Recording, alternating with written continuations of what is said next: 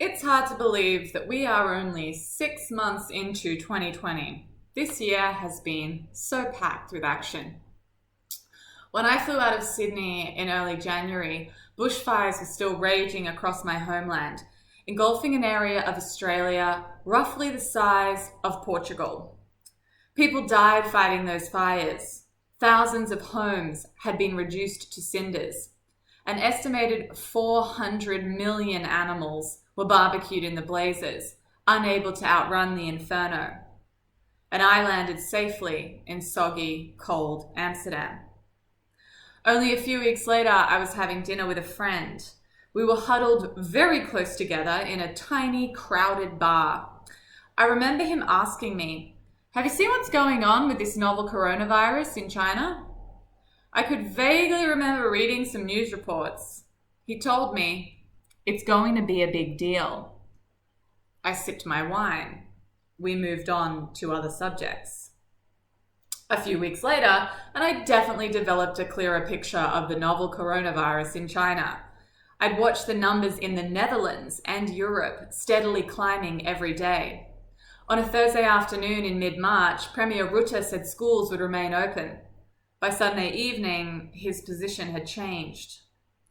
Not only were schools going to close, but so were restaurants and anywhere else where people might gather and spread this insidious infection that had, at that point, suffocated about 10,000 people to death. Like that, my partner, a chef, had lost his job. Like that, I had to figure out how to create distance learning experiences for all my classes. Like that, the Premier had confirmed what we'd all feared but maybe took too long to accept. This was not just a flu. This was not something that a wealthy, democratic nation could smugly avoid or ignore. This was not a hoax or a drill. We were facing a global pandemic.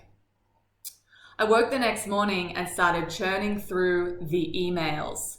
They came thick and fast, dense essays filled with conflicting information and new expectations and demands. I stared at a screen from 7 a.m. until after sunset, collapsing in bed, my mind buzzing. The next morning, I logged in at 6 a.m., unable to sleep. By 4 p.m., I could feel my skin prickling and my eyes burning. My breathing was harried and shallow. I couldn't focus and began to sob in fits and starts. It was too much. There was too much work to do, and even if I got it done, that wasn't even the real work, the stuff that was really important, the stuff that could save all the lives that were hacking and wheezing in IC beds across the globe. Even if I got my work done, the world was still in crisis, and I could do nothing to prevent this catastrophe. I shut the computer and went for a long walk in the sunshine. Away from my screen, my portal to the information and expectation overload which had triggered the panic attack, I could breathe again. Now, I know that you experienced your own version of this meltdown. The details will be different, but the core reality is the same. We are surviving a crisis. It is certainly not over yet. There will be more obstacles and sacrifices to make. And even if we have managed to get through the eye of this COVID-19 needle, you still will need to cope with future catastrophes. How do I know? Because that is what humans have always done. Whether you are one of those who will be directly involved in causing disasters, or like most of us, you are just genuinely trying to mind your own business, trouble will find you, pain will twist you, making you question this world and your place in it. It doesn't have to be a pandemic. It could be an earthquake, tsunami, a bushfire, flood. The climate crisis is still happening, though fresh mayhem dominates the headlines. It could be cancer, heartbreak, miscarriage, bankruptcy, persecution, or simple bad luck. As long as you live, there will be another crisis, personal, local, or global, on the horizon. As long as you live, you will face struggle and sorrow. But as long as you are living, your life isn't over yet. Early on in the intelligent lockdown, I decided to quit wallowing in my funk and find out what a real lockdown was like to live through. I turned to arguably the most famous Amsterdammer of all time, Anna Frank. When she and her family fled to the tiny annex above her father's warehouse near Westerkerk, She wrote in her now famous diary, "Dearest Kitty, it seems like years since Sunday morning. So much has happened, it's as if the whole world has suddenly turned upside down. But as you can see, Kitty, I'm still alive, and that is the main thing." I felt the hairs on the back of my neck stand on end. Was she writing about July 1942 or March 2020? Those days were so long, packed with fear, change, and too much information. I read on. During the days, I'd chat with students online, terribly missing being together in the classroom. We all complained about distance learning. In the evening, I read about Anna working through the packages sent by post from the correspondence school she was enrolled in under a false name. We complained about how hard it is to learn without face-to-face connection. Anna never even met her teachers and still valiantly persisted with her schooling. It also must be noted that she didn't have the internet to help with learning or leisure. But that isn't all. In the 761 days that Anna spent cramped with 7 others in that annex, while Nazis stalked through this fine city, she developed into a young woman wise beyond her years. She healed a relationship with her mother. She fell in love and experienced a sexual awakening. She learned to be compassionate and humble while she heard news of devastation and violence beyond the walls that both trapped and preserved her. She kept living and growing and learning despite the disaster she found herself in. To me, her most admirable quality was her resilient optimism. About 8 months into her stay in the annex, she wrote, "Riches, prestige, everything can be lost. But the happiness in your own heart can only be dimmed. It will always be there, as long as you live, to make you happy again. Whenever you're feeling lonely or sad, try going to the loft on a beautiful day and looking outside, not at the houses and at the rooftops, but at the sky. As long as you can look fearlessly at the sky, you'll know that you're pure within and will find happiness once more." Reading her diary, I learned gratitude and a sense of perspective. These past few months have been mighty hard, but COVID-19 is not a Nazi occupation. For one thing, COVID-19 doesn't discriminate. It can get you, no matter who you are or what you believe in.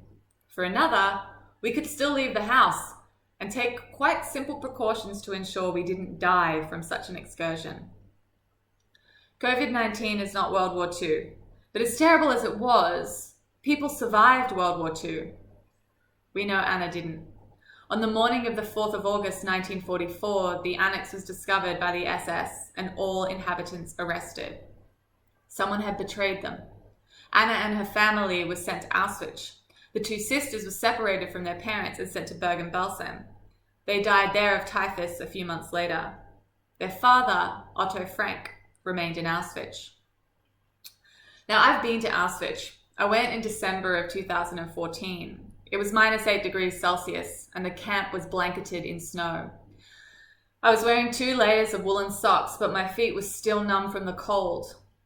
I saw the rows and rows of bunks beneath the thin wooden roofs. I heard the wind whistle through the cracks in the splintered walls. I do not understand how any human survived a single night in that desolate place. But people did. Otto Frank did. He survived a whole winter and was liberated by Soviet troops in the spring. Wife and daughters dead, he had every reason to wallow in despair. He could have given up, decided that the crisis he had not deserved had destroyed everything. But it hadn't destroyed everything. When he got back to Amsterdam, the loyal friends who had helped to hide his family showed him Anna's diary. I cannot imagine the heartache that father must have felt as he read his lost daughter's words. "Young as I am, I know what I want. I have a goal, I have opinions, a religion, and love. If only I can be myself, I'll be satisfied. I know that I'm a woman with inner strength and a great deal of courage. I'll make my voice heard. I'll go out into the world and work for mankind." Anna's life was over, but Otto was still alive. So He decided to dedicate the rest of that life to ensuring Anna's wishes to publish the diary were achieved. Her voice has been heard, and Anna's story, written when she was no more than 15 years old, stands as a testament to the evils of prejudice, but also evidence of how the resilient optimism of one small person can shine bright through terrible adversity. On the other side of the world, in the US, born just 1 year before Anna, was another teenager from whom I took great inspiration during the lockdown. Limitations on freedom are not always as literal as those experienced by the inhabitants of the secret annex. In fact, I'd argue that most limitations on freedom are more subtle, sometimes invisible. Maya Angelou was born Marguerite Johnson in 1928.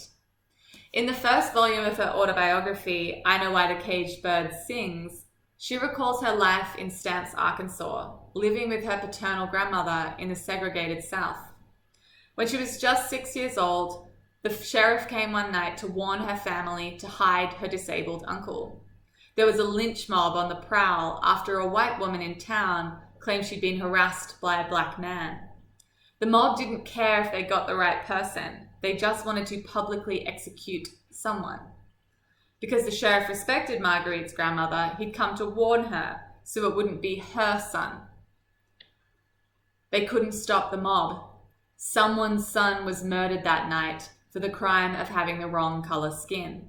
Just one of the thousands of black men lynched between 1882 and 1968. Racism was not the only horror that Marguerite endured. When she was 8 years old and living in St. Louis, Maya was raped by her mother's boyfriend. She endured a trial during which she, an 8-year-old rape victim, was publicly questioned and accused of lying. When the man was set free, he'd assaulted a black girl, not a white one, after all. Her uncles took justice into their own hands and beat him to death. Thinking that speaking up made his death her fault, Maya stopped speaking and remained selectively mute for years. But the Maya Angelou that I came to know was certainly not mute. She recovered from that horrific personal trauma and became a powerful poet and speaker against the broader violence experienced by her black community. She was a good friend of Martin Luther King Jr. and a very important activist in the American Civil Rights Movement of the 1960s. Her work for equality began the same year as the Frank family's betrayal and transportation to Nazi concentration camps, 1944. Maya started small, seeking gainful employment just for herself on the San Francisco streetcar network. She was told by her mother, they don't accept colored people on the streetcars. Her goal was apparently impossible. How was a teenage girl supposed to dismantle the systematic racism she'd learned to live within? But Maya persisted. Every day she went to the lobby of the Market Street Railway and insisted that they interview her. Her resilient optimism shines through in her recount of those weeks.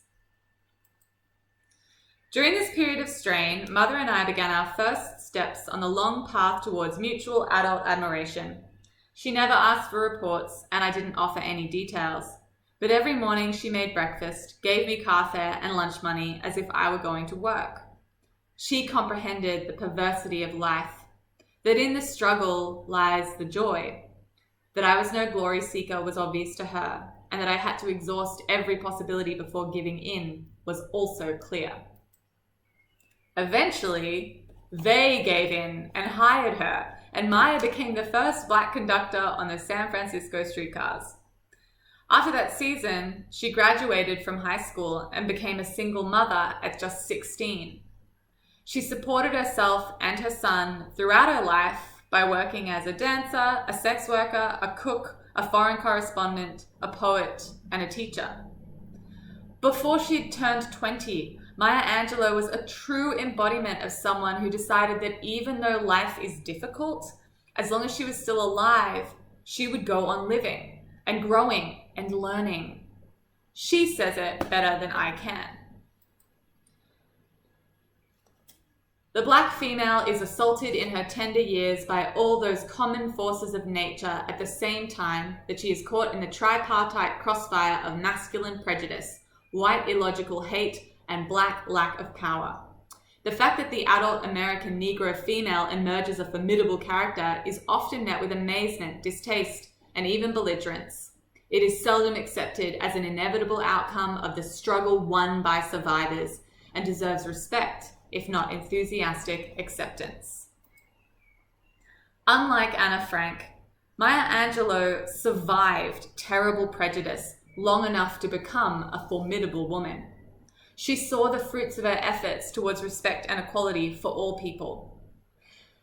The same little girl who hid her uncle from a racist lynch mob became the woman that Barack Obama described as a fierce friend.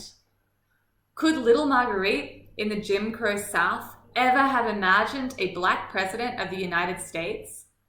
She died in 2014, and it's clear in 2020 that the fight that she fought so admirably is far from over. But my goodness, she brought it a hell of a long way from where she started it, despite the crises which shook her life over the 86 years that she spent on this planet. I share these stories not because I want to tell you that some people have it worse. You already know that. And I know that doesn't change the difficulty you're facing or make your sorrows less painful.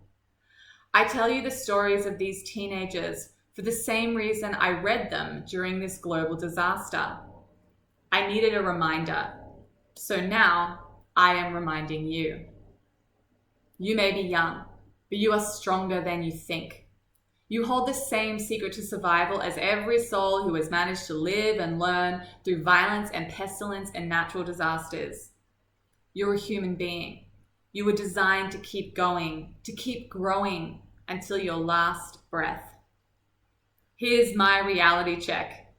COVID-19 took a lot of things away from you, but it hasn't taken everything. Look fearlessly to the sky like Anne did. Find the joy hidden in the struggle like Maya did. The reality is they were possessed of no more than what lies within you. You can choose, as they did, in terrible circumstances, to be resiliently optimistic. You are still alive, so you'd better keep living.